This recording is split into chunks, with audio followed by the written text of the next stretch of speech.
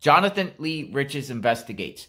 Let's talk about Bryan Kohberger, Ann Taylor, his new appointed attorney, and body cam footage. First, Ann Taylor.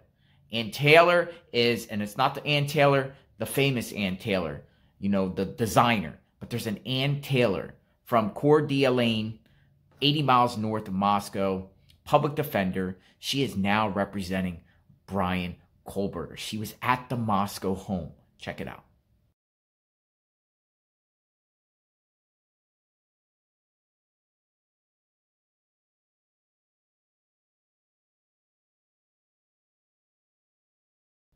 Ann Taylor, Bryan Kohberger's new attorney.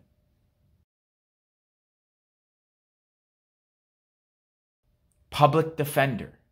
Actually, there's a story about Ann Taylor. She actually defended someone that committed a murder and got the guy off, though he was later convicted again, but got a guy off. Jonathan Ellington. Check this out. Bryan Kohberger's attorney, Ann Taylor. Taylor, who is reportedly Kohberger's attorney, previously vacated a murder conviction after exposing an Idaho police officer who lied. It was in the case of Jonathan Ellington, 45, who was found guilty and sentenced to 25 years for the crime of allegedly using his car to run over a woman in a road rage incident. However, the case was soon thrown out because Idaho police officer Fred Rice was charged with false testimony. At the time, Ann Taylor claimed that Rice, who was instrumental in the Ellington verdict and had a courtroom present, lied in court. The Supreme Court reportedly ruled that Rice did, in fact, lie on the stand. However, Ellington was again convicted of the charges during a second trial. I'm going to Google around more about Jonathan Ellington and about her representation and see if she's really good or not. But Ann Taylor is now representing Bryan Kohberger. Looks like it is a public defender. Doesn't look like any money's involved except the taxpayers. But they were out at the Moscow home.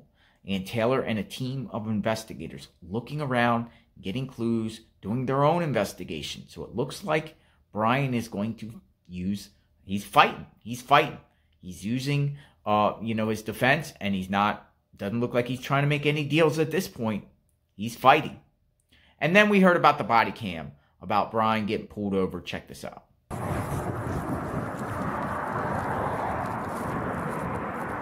Hello. How you doing? How y'all doing today?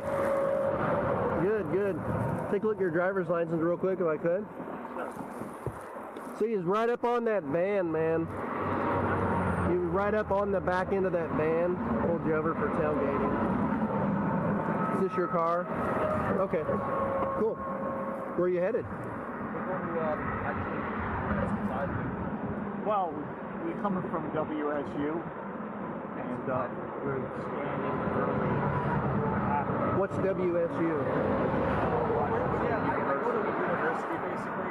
And we're listening to this incident that was occurring up there. It was a shooting incident. That is SWAT team and everything. So I'm having a hard time hearing you because of the traffic. So you're coming from Washington State University, and you're going where?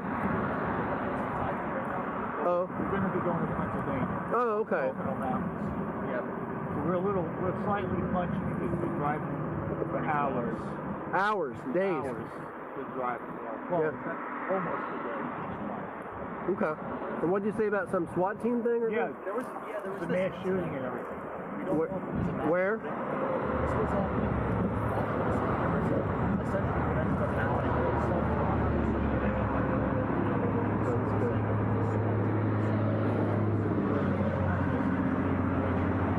Interesting. Well, it's horrifying because he's supposed to be university, you know what I mean? So y'all work at the university there? I actually do work there. Oh. PhD in criminal. Okay.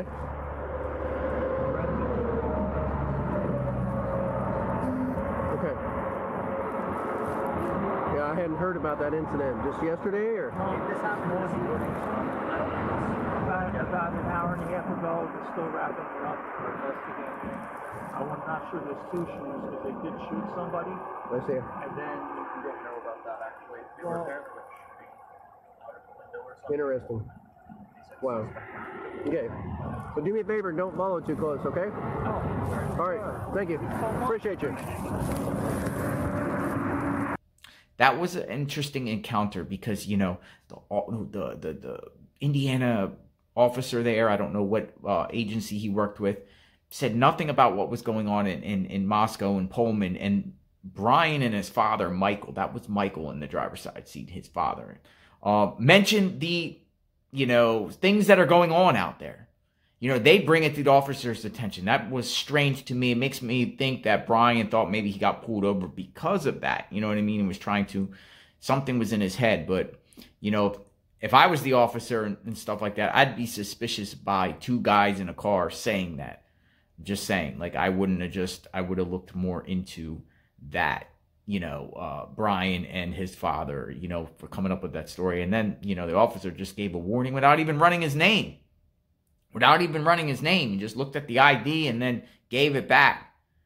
You know, usually protocol, I believe they do at least take your license, take it back there and see if you have any warrants. My cat is somewhere. You know what I mean? So subscribe to my channel, like, hit the notification button covering this case. Ann Taylor, going to dig in on her. Going to, you know, find out if she's good or not. Do you think the public defender can adequately defend somebody that is charged with 4 counts of murder? Has a public defender in this country ever get anyone off? Exonerate anyone, not guilty.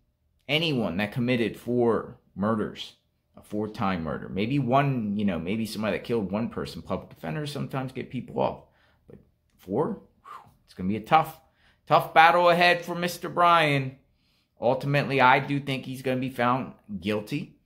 Without even seeing the affidavit of probable cause, I have trust in the authorities. I think he's guilty.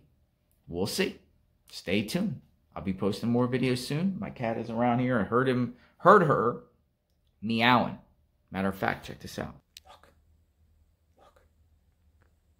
Hey, we see you.